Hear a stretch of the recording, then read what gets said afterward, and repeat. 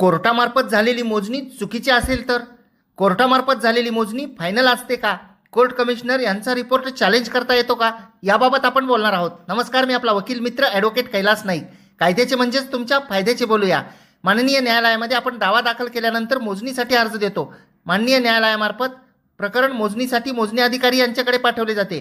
मोजणी अधिकारी हे शेतजमिनीची मोजणी करतात. नकाशासह अहवाल न्यायालयामध्ये पाठवतात. मोजणी अधिकारी यांनी मोजणी करून पाठवलेला नकाशा व अहवाल हा जर आपणास मान्य नसेल तर आपण न्यायालयामध्ये हरकत देऊ शकतो.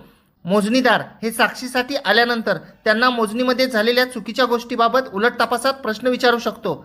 तसेच केलेली मोजणी ही चुकीची व खोटी आहे यासाठी आपण पुरावेही सादर करू शकतो. मेहरबान कोर्टामार्फत मोजणी केली म्हणजे ती बरोबरच असते असे नसते. ती चॅलेंज सुद्धा करता येते व त्यातील त्रुटी व चुका माननीय न्यायालयाच्या निदर्शनास आणून दिल्यानंतर मोजणी नकाशा हा खोटा व चुकीचा आहे असा निष्कर्ष सुद्धा माननीय न्यायालय